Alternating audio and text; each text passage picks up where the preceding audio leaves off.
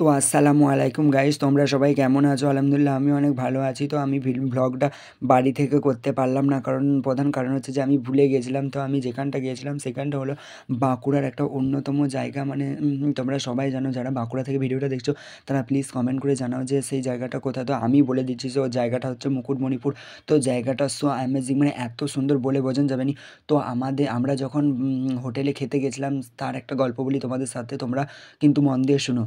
আমরা যখন হোটেলের দিকে যাচ্ছিলাম তখন একটা কাকিমণি আর একটা কাকা আমাদেরকে ডেকে বললো যে এখানে আসো, মাছ ভাত আমাদেরকে 80 টাকা প্লেটে খাওয়ানো হবে। তো আমরা অনেকজন, মানে প্রায় 10-20, মানে 10 জনের মতো আমরা খেতে গেছিলাম। তো আমাদেরকে সেখানে যাওয়ার পরে আমাদেরকে থালা দিয়ে বোস করে রেখেছিলো, আর থালা দিয়ে বোস করে রাখার পর কোনো প্রকার খাবার দিচ্ছিল না।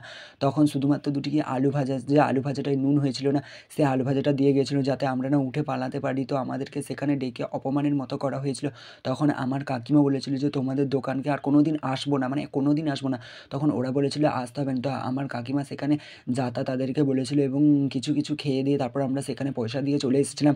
তো গল্পটা কেমন লাগলো তোমাদেরকে কমেন্ট করে জানাবেন। এরকম আমাদের প্রত্যেকবারই হয়। তো তোমরা দেখতেই পাচ্ছ ড্যামটা, এটা কত সুন্দর। তো তোমরা ভিউটা দেখো একবার, কত সুন্দর।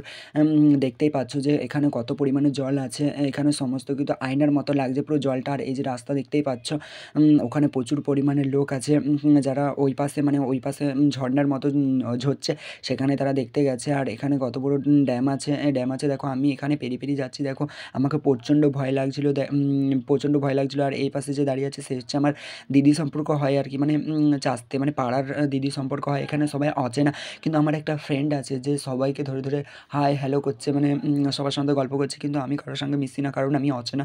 একবারেই প্রথম প্রথম নাই, মানে দ্বিতীয়বার গেছি, কিন্তু এত লোক হয়েছে যে কিছু বলার বাইরে। এই মহিলাটাকে আমি জানি না, কিন্তু ভিডিওতে উঠে গেছে, তোমরা দেখতেই পাচ্ছ। আর ওই যে ওখানে হলদে জামা পরে একজন বসে আছে, ওইটা হচ্ছে আমার কাকার ছেলে, তোমরা দেখতেই পেলে। আর এখানে দেখো আমি যাচ্ছি কত সুন্দর, ওখানে বাচ্চা ছেলেগুলো সবাই দাঁড়িয়ে আছে, সবাই সেলফি উঠছে। আর আমি সেলফি উঠছি না, কারণ আমার ফোনের ক্যামেরাটা খুবই খারাপ। তোমরা দেখতেই পাচ্ছ ক্যামেরাটা কেমন। আর এই দেখো কত পরিমাণে জল, আর এখান থেকে জলটা পুরো নিচে পড়ছে। আর এই মুকুটমণিপুরের ড্যামের জল পুরো আমাদের শিলাবতী নদীতে এসে পড়ে। আর দেখো এখানে সাদা জামা পরে একজন দাঁড়িয়ে আছে, ও হচ্ছে সেলফি উঠছে, আর আমি সেলফি উঠছি না। আর এই যে ড্যামটা দেখতে পাচ্ছ। আর ওই যে সবুজ জামা পরে দাঁড়িয়ে আছে তার কথাই আমরা বলছিল, টাটা দিচ্ছে, দেখো যাকে পাচ্ছে তাকেই, তার সাথেই কথা বলছে, করছে। তোমরা দেখতে থাকো। রিয়াজ পড়ে আবি, হ্যাঁ রিয়াজ এক পায়ে দাঁড়িয়ে আছে দেখ। তো গাইজ তোমরা দেখতেই পাচ্ছ এখানে আমরা ভটভটি করে যাচ্ছি, মানে নৌকা পেরিয়ে হরিণ দেখতে যাচ্ছি। আর হরিণগুলো কেমন তোমাদেরকে শেয়ার করবো, তোমরা ভিডিওটা স্কিপ না করে পুরোটা দেখতে থাকো গাইজ। কেমন লাগলো কমেন্ট করে জানাবেন। হ্যাঁ গাইজ, টাটা বাই বাই, দেখো দেখতে থাকো। এই যে গাইজ চলে এসেছি আমরা হরিণের কাছে, তোমরা হরিণটাকে একবার দেখো, মানে এত পরিমাণে সুন্দর, মানে এত ভালো হরিণটা বলার বাইরে। আর ওই যে দেখতে পাচ্ছ তোমরা একটা বড় হরিণ, মানে ওইটা প্রচুর বড় হরিণ, ভালোভাবে ক্যামেরা করতে পারি না। দেখো এই যে কাছের হরিণটা, মানে কাছ থেকে দেখলে এত মজা পাবে, এত মজা পাবে বলার বাইরে। বাইরে ভাই এত মজা দেখলে বাঁচবেনি। আমরা প্রথমবার গিয়েছিলাম, এত মজা পাইনি, মানে কম মারুতি করে গেছিলাম তো কম লোক গেছিলাম। আর এবারে আমরা গিয়েছি অনেক লোক, মানে একটা পুরো বাস ভাড়া করে গেছিলাম, পুরো পাড়া মিলে। তো দেখতে থাকো তোমরা কী দেখছি, তোমরা দেখো। আমি হরিণকে ধরার চেষ্টা করেছিলাম, কিন্তু আমার কাছে আসছিলো না, সবার কাছে আসছিলো। আমার মনে হচ্ছিলো যে আমাকে মানে কেউ পছন্দ করে না, ওই কারণে আমি আর হাতই দিচ্ছিলাম না গাইস। দেখো এই যে সব কিছু দেখতেই পাচ্ছ, যে হরিণের সিং, এত বড় বড় সিং। তাই তো ভাবি যে হ্যাঁ, হরিণটা 13 হাতে লাফায় আর বাঘ 12 হাতে লাফায়, তাহলে বাঘ ধরে কী করে হরিণকে? তো আমি ভাবলাম যে যেহেতু আমি গল্পে শুনেছিলাম যে হরিণের সিং নাকি বড় বড়, বাট এত বড় আমি কোনো দিন দেখিনি গাইস।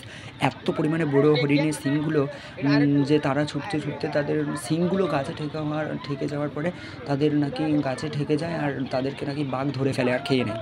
তো তোমরা দেখতে থাকো। এই যে দেখো হরিণটার নেজটা কেটে গেছে গাইস, প্রচুর কষ্ট। আর আমরা ভেবেছিলাম যে বাঘ সিংহ সবই দেখবো, বাট কিছুই নেই গাইস, শুধুমাত্র হরিণ আছে। আর একটা ছোটো পার্কে আছে, তোমাদেরকে দেখালাম। আর একটা মুকুটমণিপুরে, মানে এখানে এই পাশে একটা ছোটো পার্কে আছে, সেই পার্কেটা ঢুকিনি, মানে যারা ঢুকেছিলো তারা বলছে যে কিচ্ছু নেই, শুধুমাত্র হচ্ছে পাখি আছে, যে পাখিগুলো আমাদের দেখা আর কি অজানা, মানে সব কিছু পূর্ণ পাখি, মানে যেগুলো আমরা দেখেছি সেগুলো আর দেখে কী করবো গাইস বলো। এখানে দেখো একজন বাসি খাওয়াচ্ছে, বাসিটা কি খাওয়ানো উচিত তোমরাই বলো কমেন্ট করে। দেখো হরিণটা কত সুন্দর খেলা করছে। দাঁড়িয়ে আছে সিনটা। একবার দেখো গাইজ, ভালো করে দেখো সিনটা। আমি সিনটা জুম করে দেখাচ্ছি তোমাদেরকে, দেখতে থাকো। দেখো সিনটা, মনে হবে যে পুরো গাছের মানে গাছের ছাল ছাড়িয়ে দিলে যেরকম হয়, মানে একবারে কাঠের মতো, তো এরকম লাগছে।